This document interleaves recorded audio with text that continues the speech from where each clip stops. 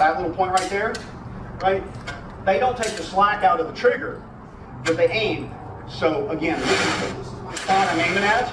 So I'm here, now, right? And they're jabbing at the trigger because their body is moving, and they're like, if I could just catch the sights in that instant that the gun is in the right place, now, get it, right? And none of that ever works. Well, it works at 2 yards. It doesn't work for anything beyond that.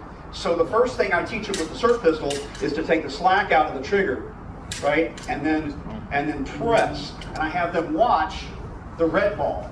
And the goal is to not have any movement of the red, keep that red ball still so they're not adding extra movement to the pistol, right? But this other drill, eventually as I crush my hands down harder and harder, my trigger speed slows down.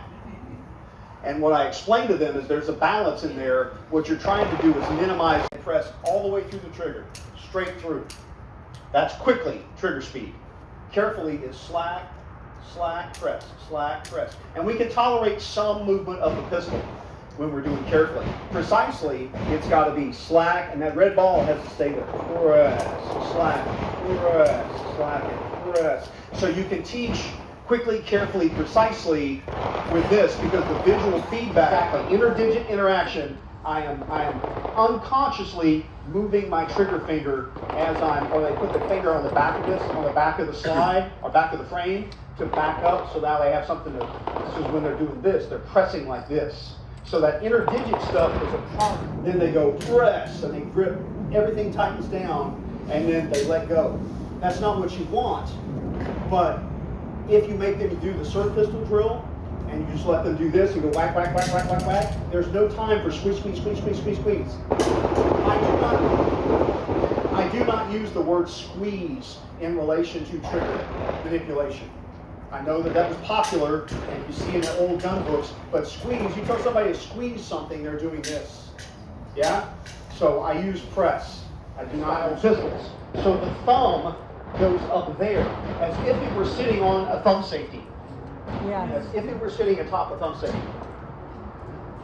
All of this material right here, all of this little stuff right here, that belongs to the other hand. That is not what people do, but that's what they're supposed to do. So, they want that thumb to be down. See how the meat of my hand is up there in the top of that corner? That's what you're trying to do. Not like that, not like that.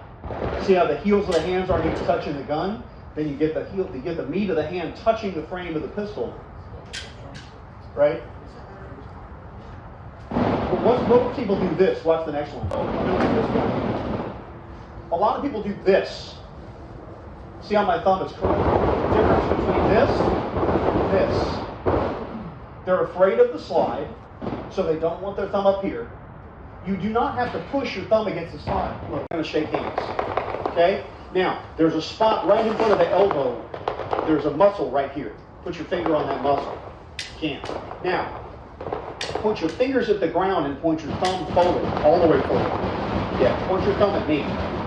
See, I want more wrist rotation. Pain, yeah. That's why people don't do it as much. Yeah, she's got it. But you feel that muscle tighten up? That's recoil control. That's recoil control. When you put your hand in the shake hands position, these muscles are all neutral. They're not doing anything. There. Brachioradialis. I learned that word about 6 times a year and I immediately forget it again. So